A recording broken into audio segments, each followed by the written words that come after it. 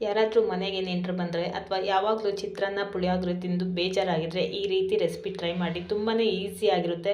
ಹಾಗೂ ಮನೆಗೆ ಬಂದವರು ಕೇಳ್ತಾರೆ ಯಾವ ರೀತಿ ಮಾಡಿದ್ರಿ ಈ ರೆಸಿಪಿ ಅಂತ. ಅಷ್ಟು ಟೇಸ್ಟಿಯಾದ ರೆಸಿಪಿ ಹೇಗೆ ಮಾಡ್ಕೊಳ್ಳೋದಂತ ನೋಡ್ಕೊಳ್ಳೋಣ. ಈಗ ನಾನು ಒಂದು ಪ್ಯಾನ್ಗೆ 1-2 ಟೇಬಲ್ ಸ್ಪೂನ್ ಆಗುವಷ್ಟು ಎಣ್ಣೆ ಸೇರಿಸ್ಕೊಂಡಿದ್ದೀನಿ. ಎಣ್ಣೆ ಕಾದ ನಂತರ ಇದಕ್ಕೆ ಸ್ವಲ್ಪ ಸಾಸಿವೆ ಸೇರಿಸ್ಕೊಳ್ಳೋಣ. ಸಾಸಿವೆ ಚೆನ್ನಾಗಿ ಚಟ್ಪಟ ಆದ ನಂತರ ಇದಕ್ಕೆ ಕಡಲೆಬೇಳೆ ಮತ್ತು ಉದ್ದಿನಬೇಳೆನ ಸೇರಿಸ್ಕೊಳ್ತಾ ಇದ್ದೀನಿ. ಇದನ್ನು ಮಾತ್ರ ಮಿಸ್ ಮಾಡ್ಕೋಬಾರ್ದು. ತಿನ್ನುವಾಗ ಮಧ್ಯದಲ್ಲಿ ಕಡಲೆಬೇಳೆ ಉದ್ದಿನಬೇಳೆ ಸಿಗ್ತಾ ಇರೋದು ತುಂಬಾ ಟೇಸ್ಟಿಯಾಗಿರುತ್ತೆ. ಹಾಗೆ ಇದಕ್ಕೆ ನಾನು ಆಲೂಗಡ್ಡೆ ಸೇರಿಸ್ಕೊಳ್ತಾ ಇದ್ದೀನಿ. ಒಂದು ಆಲೂಗಡ್ಡೆ ಚಿಕ್ಕ ಚಿಕ್ಕದಾಗಿ ಹಚ್ಚಿಟ್ಕೊಂಡಿದ್ದೀನಿ. ಇದನ್ನು ಸೇರಿಸ್ಕೊಂಡು ನೀಟಾಗಿ ಎಣ್ಣೆಯಲ್ಲಿ ಫ್ರೈ ಮಾಡ್ಕೊಳ್ಳೋಣ. ಸ್ವಲ್ಪ ಚೆನ್ನಾಗಿ ಎಣ್ಣೆಯಲ್ಲೇ ಬಾಯ್ಲ್ ಆಗಬೇಕು. ಮೊದಲೇ ನಾವು ಬೇಯಿಸ್ಕೊಂಡು ಸೇರಿಸ್ಕೊಳ್ಳೋದು ಆ ರೀತಿ ಮಾಡ್ಕೋಬಾರ್ದು. ಎಣ್ಣೆಯಲ್ಲಿ ಫ್ರೈ ಮಾಡಿದ್ರೇ ತುಂಬಾ ಟೇಸ್ಟಿಯಾಗಿ ಬರೋದು ಈ ರೆಸಿಪಿ.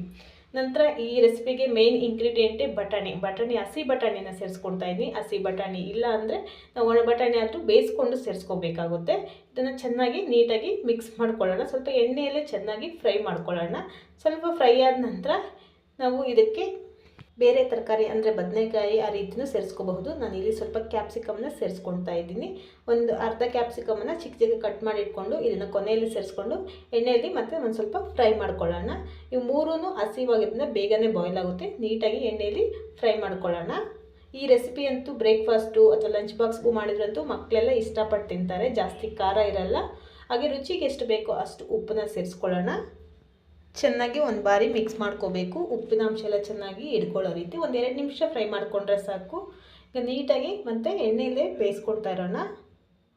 ಮಧ್ಯ ಮಧ್ಯದಲ್ಲಿ ಚೆನ್ನಾಗಿ ಮಿಕ್ಸ್ ಮಾಡಿಕೊಡ್ತಾ ಇರಬೇಕು. ಇದಕ್ಕೆ ಹುಣಸೆ ಹುಳಿ ಅಥವಾ ಬೇರೆ ಕೊಬ್ಬರಿ ಎಲ್ಲ ಹಾಕ್ಕೊಳ್ಳೋದೇನು ಬೇಡ.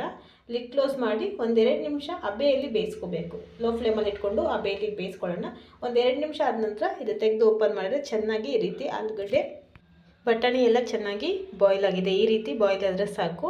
ಇದಕ್ಕೆ ಸ್ವಲ್ಪ ಫ್ರೆಶ್ ಆಗಿ ಮಸಾಲೆ ಮಾಡಿಕೊಂಡು ಸೇರಿಸ್ಕೊಳ್ಳೋಣ. ನಾನು ಈಗಾಗಲೇ ಮಸಾಲೆ ಪೌಡರ್ನ ಮಾಡಿಟ್ಕೊಂಡಿದ್ದೀನಿ. ಇದನ್ನು ಹೇಗೆ ಮಾಡ್ಕೊಳ್ಳೋದಂತ ನಾನು ವಿಡಿಯೋ ಅಪ್ಲೋಡ್ ಮಾಡ್ತೀನಿ. ನೆಕ್ಸ್ಟ್ ವಿಡಿಯೋನ ಸ್ಕಿಪ್ ಮಾಡಿದೆ ನೋಡಿ.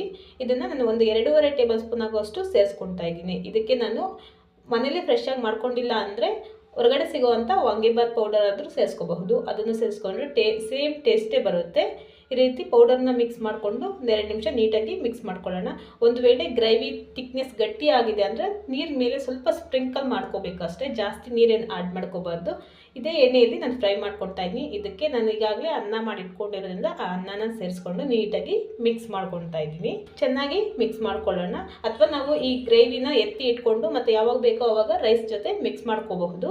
ಈ ರೀತಿ ಈಸಿಯಾಗಿ ಇನ್ಸ್ಟೆಂಟಾಗಿ ಮಾಡ್ಕೋಬಹುದು. ಯಾರಿಗೆಲ್ಲ ಈ ರೆಸಿಪಿ ಇಷ್ಟ ಆಗುತ್ತೆ ಕಮೆಂಟ್ ಮಾಡಿ ತಿಳಿಸಿ. ಇಷ್ಟ ಆದರೆ ಲೈಕ್ ಮಾಡಿ. ಇದೇ ಮೊದಲನೇ ಬಾರಿ ನನ್ನ ಚಾನಲ್ ನೋಡ್ತಾ ಇದ್ದರೆ ಸಬ್ಸ್ಕ್ರೈಬ್ ಮಾಡ್ಕೊಂಡು ನೋಡಿ. ಹಾಗೆ ಇದೇ ರೀತಿ ಯಾವುದೇ ವಿಡಿಯೋನ ಸ್ಕಿಪ್ ಮಾಡದೆ ನೋಡಿ ಅಂತ ಹೇಳ್ತೀನಿ. Thank you for watching.